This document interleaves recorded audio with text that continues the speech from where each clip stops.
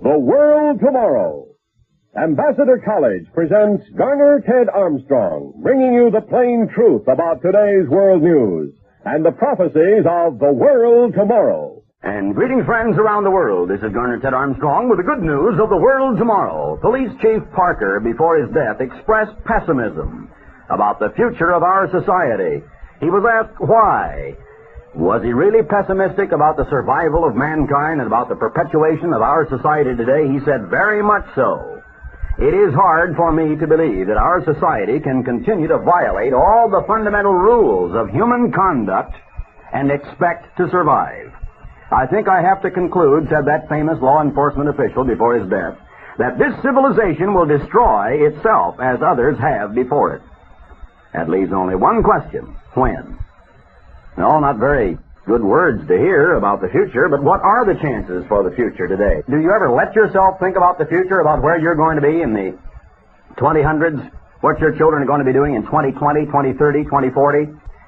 You're living in an age of absolute disillusionment, of the trend on the part of our youth to disassociate themselves with the big issues because they feel they don't have the answers, and you're living in a bizarre time when people simply will not look into the future because they fear what they're going to find.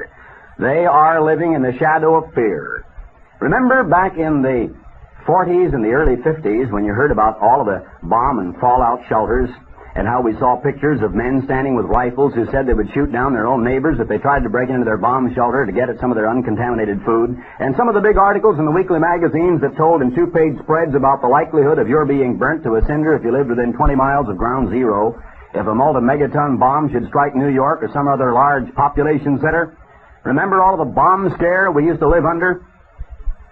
College starts, and the war babies are halfway through college, and some of them have graduated, and today we're getting college freshmen who were born in 1947 and 1948, and they have never lived in a world without atomic and hydrogen bombs. They have never known a world without the Cold War. They have never known a world where the United Nations admitted Red China. They have never known a world without the problems that confront us today. And as Dupont said when he declined an additional 5-year term as Secretary General of the United Nations, none of the basic issues which confronted the United Nations in 1946 have been solved 20 years later. We still have the same problems we had then.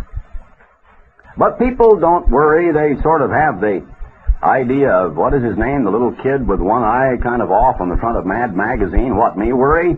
As one woman put it, I have faith in human nature. I think that good in human nature is finally going to succeed. And as one very respected and leading religious figure said, and this is a little remarkable if you think in terms of total objectivity and of factual knowledge, the acquisition of facts, and understand a little bit about human nature. He said, I'm very optimistic about the future. He said, after all, we've gone down about as far as we can go, and when we hit the bottom, there's only one direction you can go, and that's up. Now, that makes a lot of sense, doesn't it? Or does it? Is that right thinking? Have we really hit the bottom yet? There isn't the bottom, complete total anarchy and savagery, reverting, in a sense, to the jungles of one person preying on another person, of complete cannibalism. Oh, there's a lot further we can go down, and the thing is, we seem to be headed in that direction today. Everybody seems to be cooperating to give us a shove in that direction. Well, you're living in a time when the adult generation says maybe a bright young boy will come along and save us from it all. Now, from time immemorial, society has looked to its bright young men of tomorrow to extricate itself from the mess of the older generation. And today you're living in a time where increasingly youth is disillusioned. Youth is anxious and filled with fear and worry, with repugnance and disgust at a ready-made society not of their creating or their doing, one with which they find they cannot really cope, and one from which they would like to withdraw. They would like to disassociate themselves from the insoluble problems of today.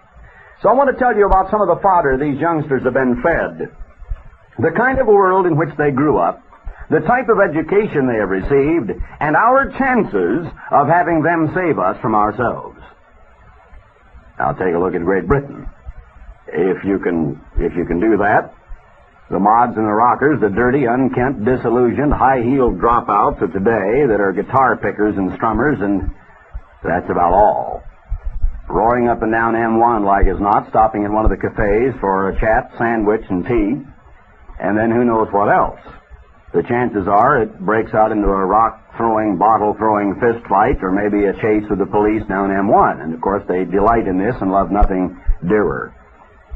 But you find around the Western world of so-called Christianity the seeds of moral decay, of growing resentment against law, of discontentment with the status quo, a desire to change and to throw off the yoke of any and everything that smacks of permanence or the adult or the older generation, and yet no knowledge of how to go about doing it. Feel defeated from the very start. Feel there's no need worrying, nothing's going to come out all right. There is no real good, effective change you can make and expect it to stick. Britain today is embarked on a bizarre game of ridicule. Ridicule any and everything that stands for truth, for stability, for permanence, for integrity, for law or morality. I've been amazed at British television. I really have been. Now, you people in England, maybe you're not amazed at it, but to an American visiting Great Britain, the people in the United States have their own crimes, sins, and problems, and in greater proportion often as not than Great Britain, and that's a fact. But nevertheless, I was still a little bit surprised when I saw on British television the leading religious figure in Great Britain lampooned, ridiculed, and made fun of by a comedian who dressed up in the garb of the highest office of the Church of England, and then made fun of the very voice characteristics and mannerisms of the head of the Church of England, of whom Queen Elizabeth is the titular head, of course, the Archbishop of Canterbury. I was amazed, and I thought, well, of all things, I doubt very much if that could occur in the United States. I doubt very much that someone in the United States could get on television and dress up like the Pope, or like the Archbishop of Canterbury, or a leading figure in religion, and absolutely try to make a fool out of that personality by lampooning and hilarity on television. Now, maybe you people in the United States didn't know that's being done, but it is. It is a constant thing in Great Britain today. You see it in the newspapers, a crass, sarcastic lampooning and ridiculing of all that is present with us, all that is present society, because we realize the problems are seemingly insoluble, the worsening sociological problems, the growing racial problems, the deepening, worsening economic problems of Great Britain especially. And so no one seems to know where to turn to solve them. And yet you talk to people on the street, they say, well, never fear, we'll come along and we'll find us another Winston Churchill. Really, thousands upon thousands of British people feel that somehow, somewhere, another bright young man, or maybe an older, mature man, will come along and will rescue them from the problems of today.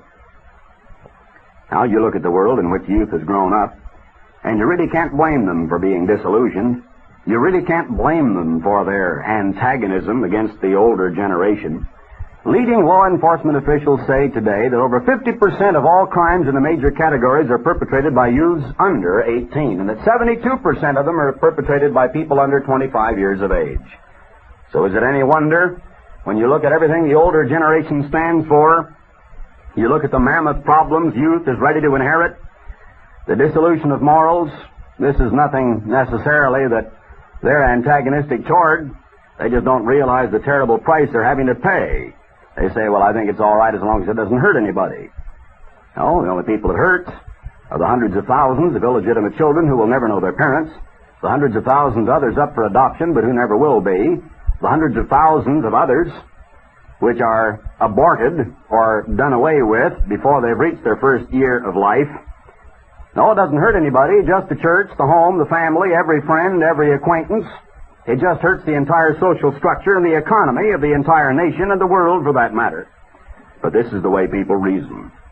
No, it is no wonder they're resentful, because look what they've been fed.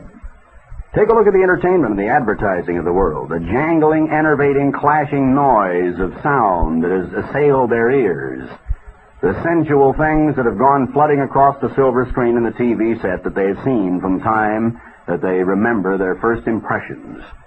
I didn't grow up in the age of television. I remember when television first began to sell very heavily back in the late 40s, after the war years, and then on into the 50s, when a real big television boom hit along about the mid-50s, and for a while people thought radio was about to go out of business. Well, thankfully, some people finally decided that radio still had a place in our modern society, and it's a good thing. But can you even begin to imagine the combination of several factors? First of all, world conditions at large. Secondly, the upswing toward rampant free sex and the complete blatant, can you call it honesty? Is it really that? In the discussion of sex and books about it. The tremendous mammoth increase in pornography. And then along with it, the new child psychology that was ushered in the late 30s and the early 40s. And the type of training, or the lack of it, that most of our youth of today have received. Now, you combine all those factors together, is it any wonder what's happening to youth today? Is it any wonder that the majority of crimes are perpetrated by young people? It's about time we took a good long look at it and found out, because there are causes for every effect. Now, J. Edgar Hoover climbed out on a limb, you might say, when he made the statement, any child who is taught to obey the laws of God will have little difficulty obeying the laws of society. But what did he mean, the laws of God? Now, what is true education?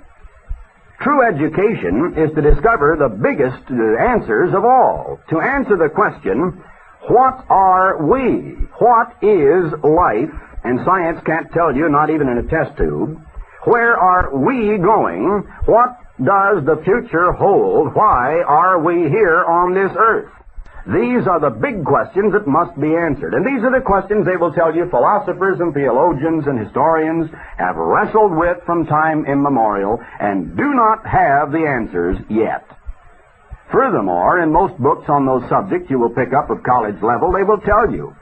For instance, the orientation class of the very first beginning class in sociology, in history, or philosophy in college, the professor, like as not, will tell you, don't expect to find any answers.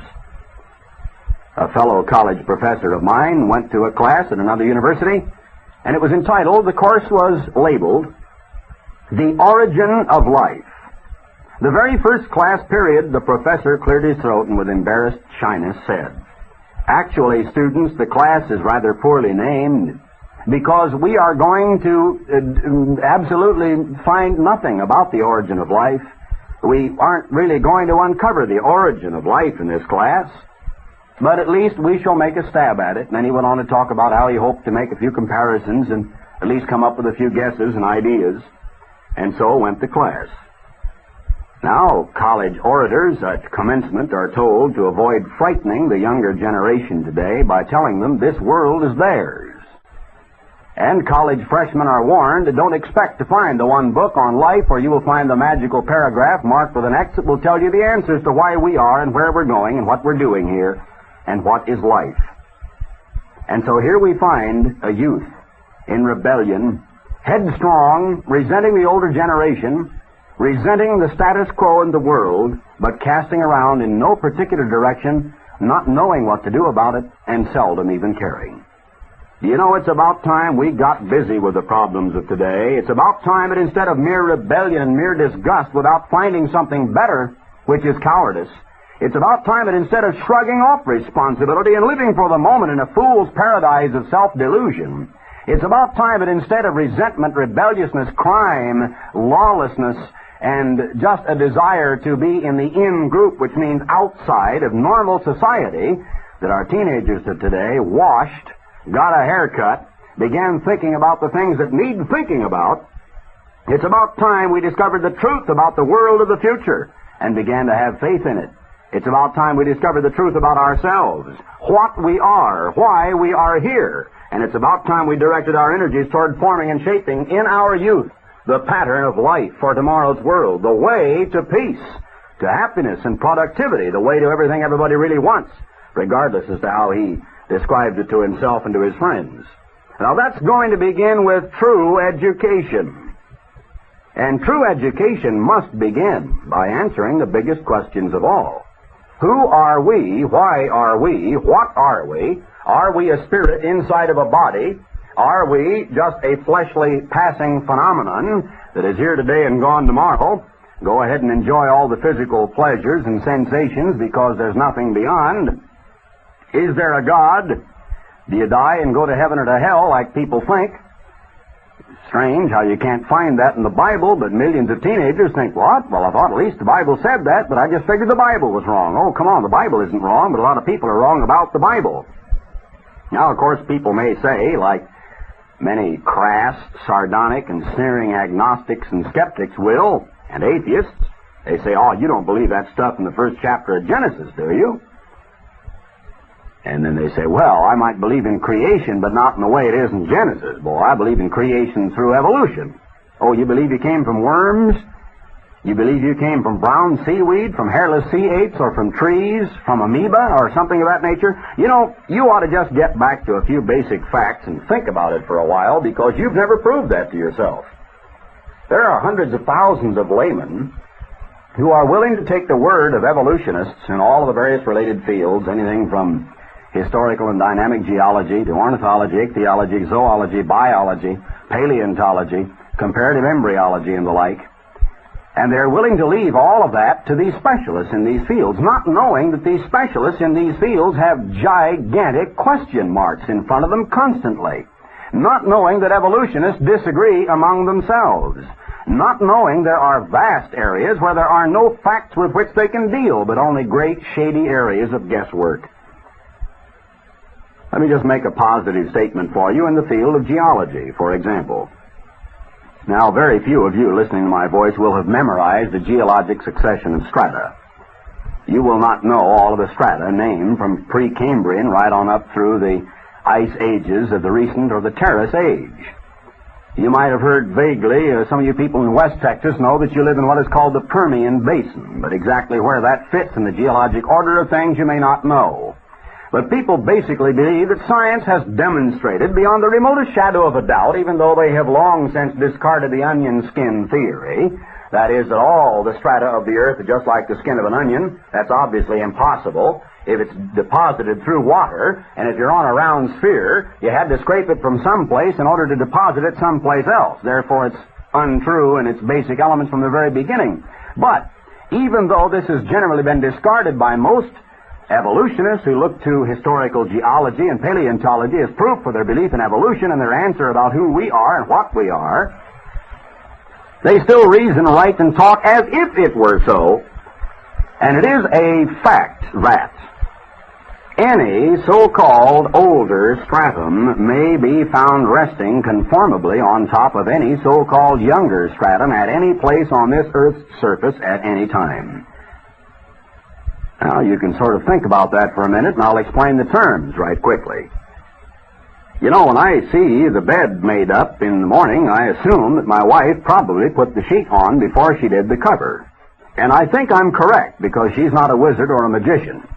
And when I see huge mountain ranges of sedimentary strata, and I see giant layers of rock, and sometimes, of course, they're tortuously twisted and show great catastrophism, another word which is like a red flag in front of a bull to evolutionary geologists, but I'll come to that in a moment. You know, you take a look at the Grand Canyon, you go down and look at the bottom layers, then the middle layers, and then the layers up on top. I think it's fairly safe to assume, wouldn't you say, that the bottom layers were laid down first? Now, you may think that evolutionists always admit that is true. Oh, no, of course not. Whole mountain ranges, whole sections of the Swiss Alps, the Atlas Mountains in North Africa, huge areas in the northwestern United States, gigantic mountain ranges they claim were pushed from one continent to another. Now, they don't believe in catastrophism, but they try to explain away what is called nonconformity. Nonconformity to what? In the rocks. To each other? No. The rocks don't conform to the scientist theory. They conform to each other. Now, maybe I can simplify it just by stating this. The rocks are laid down in much the way that you see them. Sure, there are certain areas where they've been tilted up on their sides and turned over. There are synclines and geosynclines and all the rest of them. Horsed and vessel fault lines, overthrust faults, but only on a smaller degree and nowhere near as large as they would like you to assume. And this is something you can prove for yourself by a study of the subject. It's not something for you to take my word for or anybody else's. But it's about time scientists quit trying to use thrust faults to cover up the errors in their own geologic succession of strata and began to admit the stratum are generally resting just the way they were deposed in the first place. Just like that sheet and cover on the bed. The chances are very good the sheet was put on before the bedspread. And the chances are also very good when you see giant billions of tons of mountains of rock that they were laid down when they are conformable, when they are horizontal, and when there is no schist and there is no fault line, there is no grinding, and there is no pulverizing of the crystalline rocks that are there. And when you find they are conformable, which means when you look at a line between one stratum and another stratum, it is smoothly uninterrupted. There is no sign of any catastrophe occurring. And yet when they tell you that bottom layer is 150 million years younger than the top layer, it sort of makes you scratch your head. And yet they tell you this by the hundreds of occasions. Why do they do this? Well, because they might have found an Ammonite. Now, that's not an ancient man that lived near Judea, but a fossil. They might have found a fossil in the strata underneath, which they say, in their orderly succession of things, belongs in the stratum above. Now, in order to cling to the theory, they would rather alter the rocks, apparently. So this is done. Of course, the average person has never studied that, so he doesn't know much about it. Now, you know, many people have insisted the Noachian deluge of the Bible could not have occurred. And they say, after all, you would only need a local flood because in 1/6 of all the time of human history from then till now, man could not have migrated outside of a little valley around the Babylonian area there. So therefore, all they would need is a local flood to drown them all. Isn't that amazing? Human beings couldn't have migrated in nearly 1,000 years out of one little valley. That's really amazing.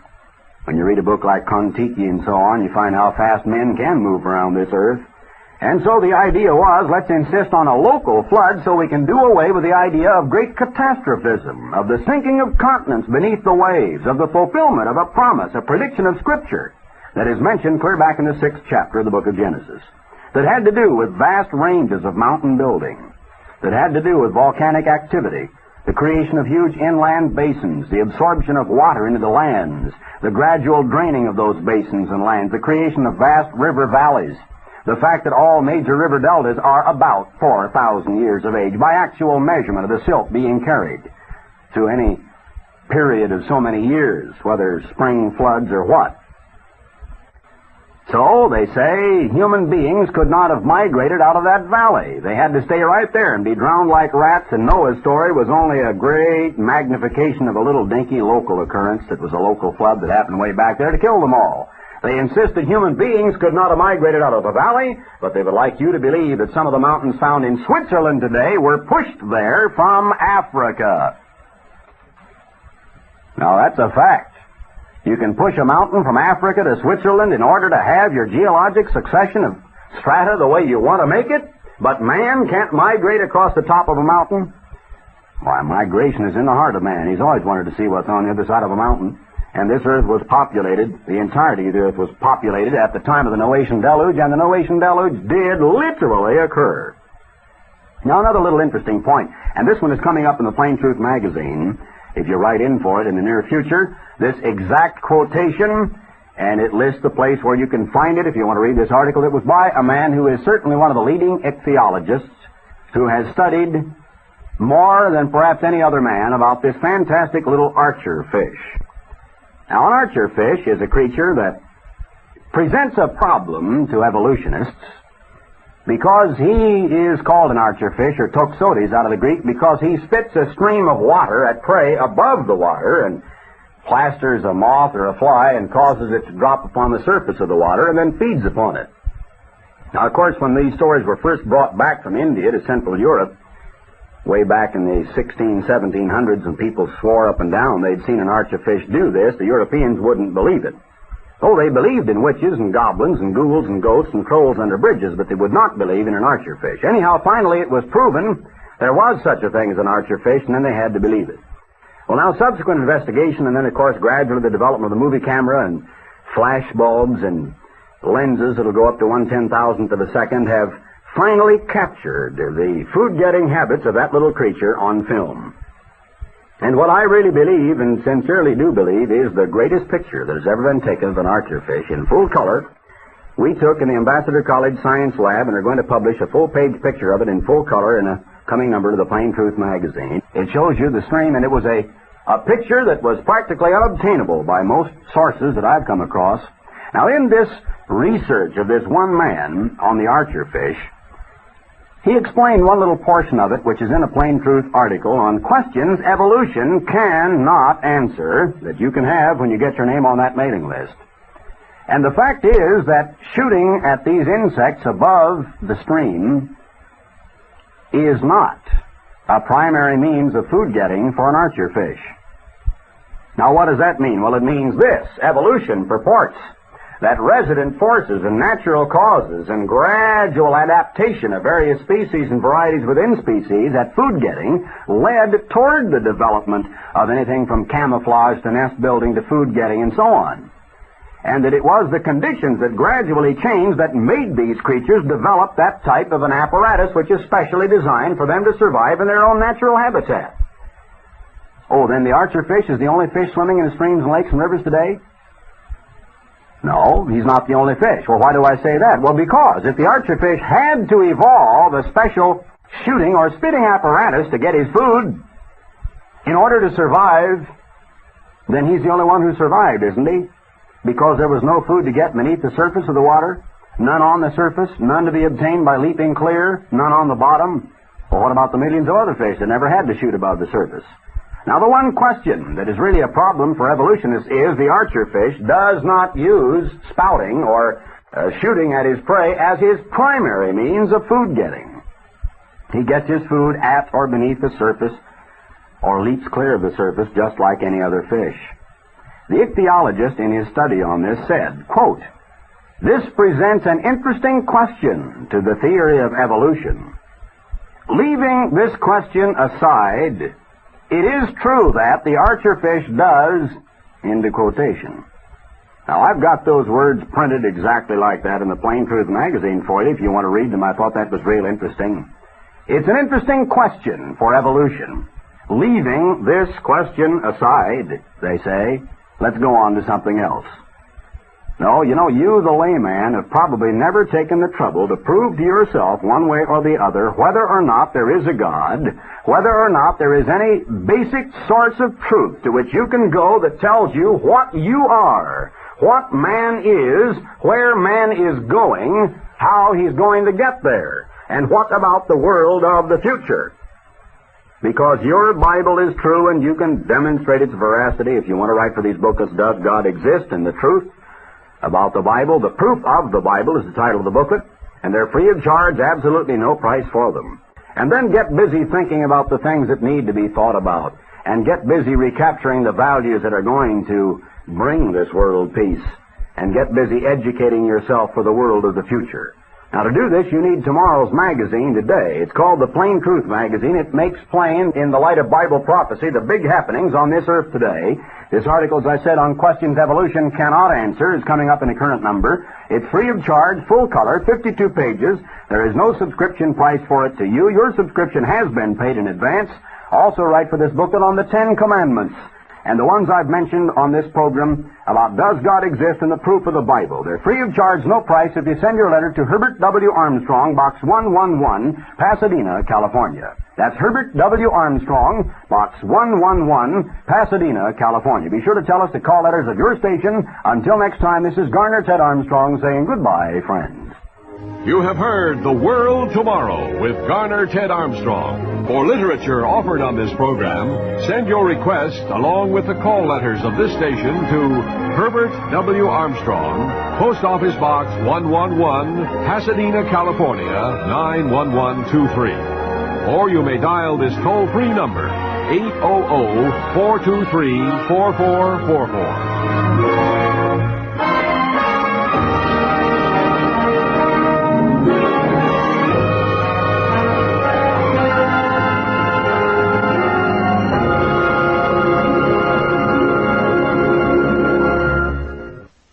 Additional programs and literature available at hwalibrary.com.